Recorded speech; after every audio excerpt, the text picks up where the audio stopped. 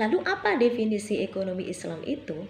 Kalau tadi kan masih sebatas konsep bagaimana tahapan ekonomi Islam mulai dilirik ketika sebelumnya bahkan tidak ada yang minat, kemudian belakangan ini mulai dilirik dan lain sebagainya. Lalu bagaimana sih, apa sih definisi Islam?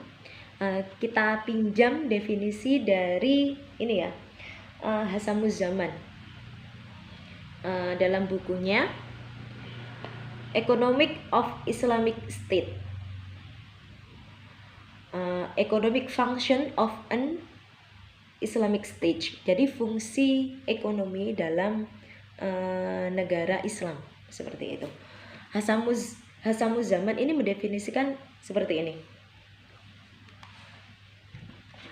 Islamic economic is the knowledge. Pertama, knowledge. Islamic economic is the knowledge.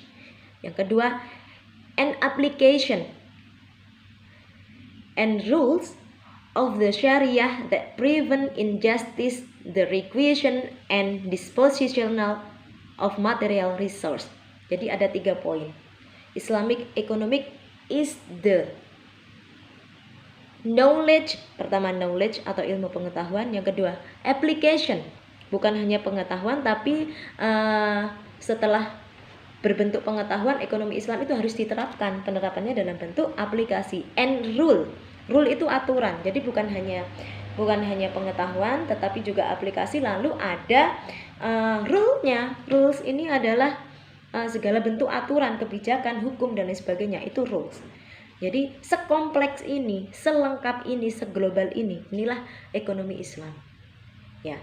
Saya bacakan sekali lagi. Islamic economic is the knowledge and application and rules of the Sharia that prevent injustice, the requisition and disposal of material resource. Jadi pembagian yang rata pada sumber daya, entah itu sumber daya manusia, sumber daya alam lainnya dan lain sebagainya.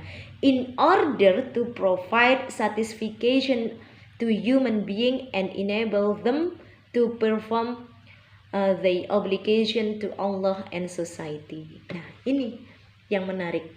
To perform the obligation to Allah and the society. Jadi ada transaksi antara manusia dengan Allah. Jadi hubungannya tidak hanya horizontal antara manusia dan manusia, tetapi landasannya langsung vertikal. Yakni ada manusia dengan Allah Subhanahu wa taala.